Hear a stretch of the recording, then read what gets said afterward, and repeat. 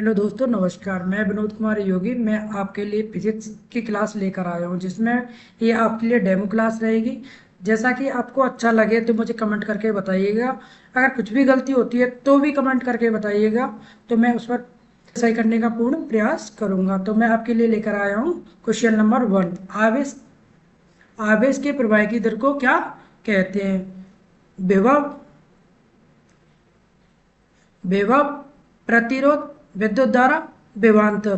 तो आवेश के प्रवाह की दर को विद्युत धारा कहा जाता है। विद्युत धारा को आई से व्यक्त करते हैं। विद्युत धारा जो होती है वो होती है आई बराबर क्यू अपॉन टी। अतः आवेश के प्रवाह की दर को ही विद्युत धारा कहा जाता है। तो आपका सही आंसर क्या हो जाएगा? ऑप्शन नंबर सी, विद्युत धारा। तो आवेश के प्रवाह की दर को ही विद्युत धारा कहा जाता है। ऑप्शन नंबर सी, प्रति इकाई समय में प्रवाहित होने वाले आवेश की मात्रा को ही विद्युत धारा कहा जाता है। इसी के साथ हम चलते हैं सेकंड क्वेश्चन की ओर। सेकंड क्वेश्चन है आपका, सेकंड क्वेश्चन है सजातीय आवेश एक दूसरे के साथ क्या करते हैं? सजातीय, सजातीय का अर्थ होता है एक जैसा, यानी एक जाति का। धनात्मक आवेश और धनात्मक आवेश एक जैसा आवेश है, यानी एक ही जाति का है। तो हमेशा एक ही जाति का आवेश जो होता है, एक ही जाति के लोग हमेशा एक दूसरे से लड़ते रहते हैं। एक दूसरे से लड़ेंगे, एक दूसरे से जलते रहते हैं। तो हमेशा एक दूसरे से लड़ेंगे तो उनके बीच में जो डिस्टेंस जो होती है वो हमेशा एक दूसरे से डिस्टेंस बढ़ती जाती है। तो डिस्टेंस बढ़ेगी तो हमेशा एक दूसरे को क्या करते हैं? प्रतिकर्षित करते हैं, प्रतिकर्षित करते हैं। और होता है अपोजिट जो होता है, एक होता है धनात्मक आवेश, एक होता है ऋणात्मक आवेश। तो ये क्या करते हैं? ये हमेशा एक दूसरे को आकर्षित करते हैं। हमेशा एक जाति दूसरी जाति को बढ़िया बताती है। तो ये हमेशा एक दूसरे की जाति से कुछ ना कुछ सीखने की कोशिश करते हैं और हमेशा एक दूसरी जाति के प्रति आकर्षित होते हैं। तो हमेशा विजातीय आवेश जो होता है हमेशा एक दूसरे को क्या करते हैं? आकर्षित। और समान आवेश जो होता है, समान आवेश का अर्थ होता है सजातीय आवेश जो होता है वो हमेशा एक दूसरे को क्या करते हैं? प्रतिकर्षित। तो आपका सही आंसर क्या हो जाएगा प्यारे बच्चों? प्रतिकर्षित, प्रतिकर्षित। ऑप्शन नंबर सी, प्रतिकर्षित। आवेशों का मौलिक गुण होता है समान आवेश, जैसे कि धनात्मक आवेश और धनात्मक आवेश एक दूसरे को धकेलते हैं, हमेशा एक दूसरे से दूर भागते हैं। तो हमेशा ये क्या करेंगे? एक दूसरे को क्या करेंगे? एक दूसरे को सजातीय एक जैसे आवेश एक दूसरे के साथ क्या करते हैं? सजातीय का अर्थ होता है एक जैसे, एक जैसे का अर्थ होता है धनात्मक आवेश और धनात्मक आवेश। विपरीत आवेश का अर्थ होता है धनात्मक आवेश और ऋणात्मक आवेश। धनात्मक और ऋणात्मक आवेश हमेशा एक दूसरे को क्या करते हैं? आकर्षित। धनात्मक मान लो क्या हो गया? एक लड़का हो गया, लड़का हो गया। और ऋणात्मक आवेश एक लड़की हो गई। लड़का और लड़की हमेशा एक दूसरे को क्या करते हैं? आकर्षित। यानी विपरीत आवेश हमेशा एक दूसरे को आकर्षित करते हैं, जबकि सजातीय सजातीय आवेश यानी एक समान आवेश हमेशा एक दूसरे को क्या करते हैं? प्रतिकर्षित। आपका सही आंसर क्या हो गया प्यारे बच्चों? आपका सही आंसर हो गया ऑप्शन नंबर सी, प्रतिकर्षित। प्रतिकर्षित आवेश आवेशों का मौलिक गुण है जो कि समान आवेश एक दूसरे को धकेलते हैं। एक दूसरे को धकेलेंगे तो वो क्या करेंगे? एक दूसरे को प्रतिकर्षित। जबकि विपरीत आवेश हमेशा एक दूसरे को क्या करते हैं? आकर्षित। इसी के साथ हम चलते हैं सेकंड क्वेश्चन की ओर। सेकंड क्वेश्चन है विद्युत आवेश का एसआई मात्रक क्या होता है? विद्युत आवेश का एसआई मात्रक क्या होता है? ऑप्शन नंबर ए है ampere, option number B coulomb, option number C joule, option number D volt. तो आपका राइट आंसर होगा विद्युत आवेश का एसआई मात्रक जो होता है वो होता है कूलम। अभी मैंने बताया था विद्युत धारा जो होती है वो होती है क्यू अपॉन टी। तो मैंने बताया था क्यू जो होता है यहाँ पर आवेश होता है, जिसका एसआई मात्रक जो होता है वो कूलम होता है। तो विद्युत आवेश का एसआई मात्रक क्या होगा प्यारे बच्चों? कूलम। तो आपका सही आंसर क्या हो जाएगा? Option number C, coulomb. आवेश को मापने की अंतरराष्ट्रीय मानक इकाई होती है एसआई। तो एसआई पद्धति में विद्युत आवेश का एसआई मात्रक जो होता है वो होता है प्यारे बच्चों कूलम, जिसे सी से व्यक्त किया जाता है। इसी के साथ हम चलते हैं सेकंड क्वेश्चन की ओर। सेकंड क्वेश्चन है आपका, एक इलेक्ट्रॉन पर कितना आवेश होता है? एक इलेक्ट्रॉन पर कितना आवेश होता है? तो प्यारे बच्चों आवेश जो होता है वो होता है Q बराबर एन ई। यहाँ पर एक इलेक्ट्रॉन पर कितना आवेश होता है, यानी एन का मान जो दिया है वो दिया है एक इलेक्ट्रॉन एक इलेक्ट्रॉन n जो होता है वो होता है इलेक्ट्रॉनों की संख्या। तो इलेक्ट्रॉन की संख्या कितना दिया है, एक। एक जो और ई का जो मान जो होता है वो होता है 1.6 इंटू 10⁻⁻19 कूलाम। तो क्यू बराबर क्या हो गया, 1.6 इंटू 10⁻⁻19 कूलाम। तो आपका सही आंसर क्या हो जाएगा प्यारे बच्चों, आपका सही आंसर हो जाएगा बी। आपका सही आंसर जो हो जाएगा, आपका सही आंसर हो जाएगा बी। बी क्या है, 1.6 इंटू 10⁻⁻19 कूलाम। तो एक इलेक्ट्रॉन पर कितना आवेश होता है, 1.6 इंटू 10⁻⁻19 कूलाम। इसी के साथ चलते हम सेकंड क्वेश्चन की ओर। सेकंड क्वेश्चन है आपका, आवेश क्यू और इलेक्ट्रॉन की संख्या एन के बीच सही सूत्र क्या है। अभी मैंने बताया था आवेश जो होता है, आवेश जो होता है वो होता है क्यू बराबर एन ई।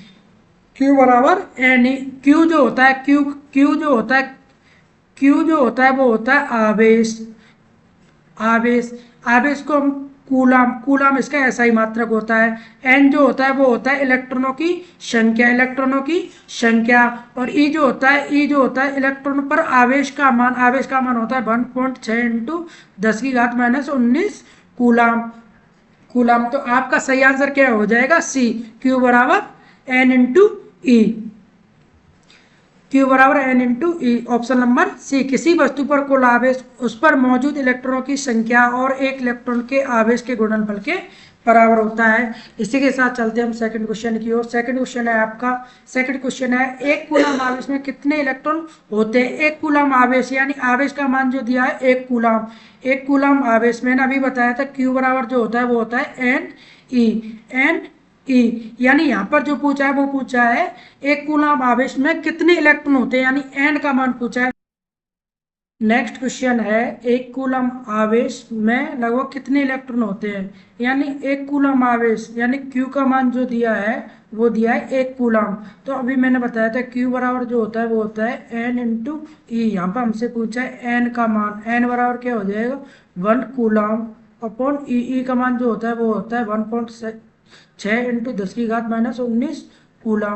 तो प्यारे बच्चों हम ऊपर नीचे 10 से ही गुणा करेंगे और नीचे 10 से ही भाग देंगे। तो क्या हो जाएगा, ऊपर हो जाएगा 10, नीचे हो जाएगा 16। तो 10⁻⁻19 है ना, जैसे ये ऊपर पहुंचेगी हो जाएगा पॉजिटिव। तो इसको मैं खोल के लिख सकता हूँ, इसको खोल के लिख सकता हूँ 10 इंटू 10, 10⁻18, 18 हो जाएगा।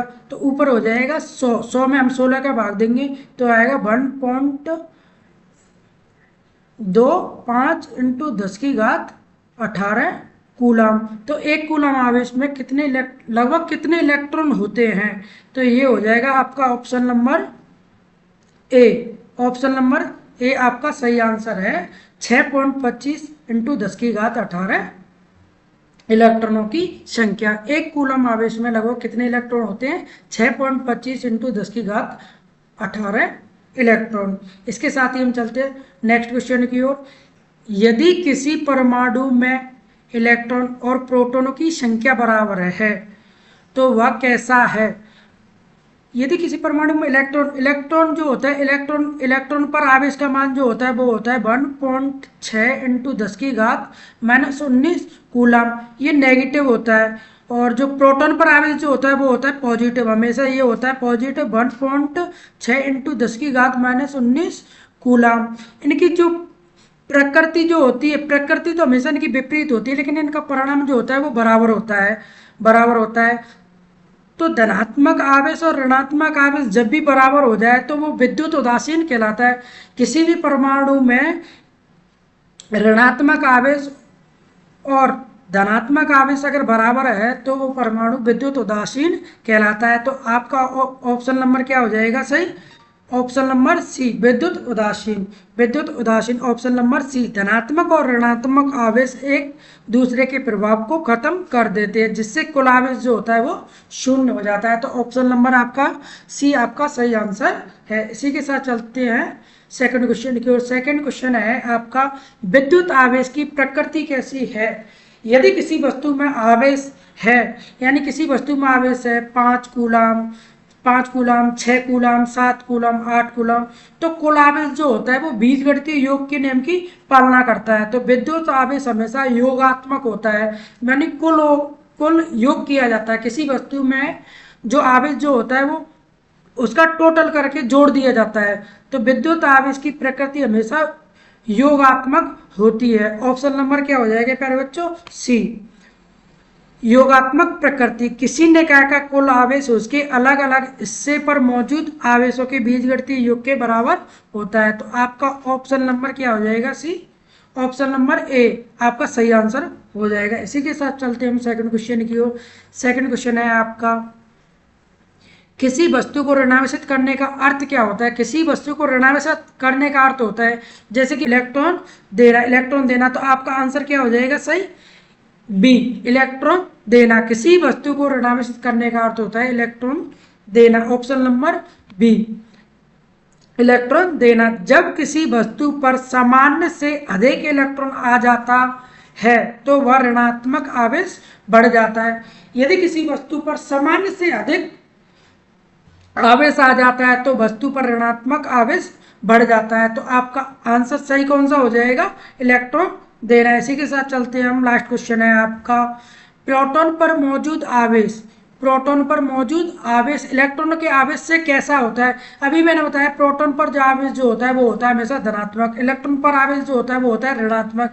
लेकिन इनका जो मान जो होता है वो होता है, इनका जो मान जो होता है, इनका परिणाम 1.6 इंटू 10 की घात -19 कूलाम होता है। लेकिन इनकी प्रकृति अलग अलग होती है।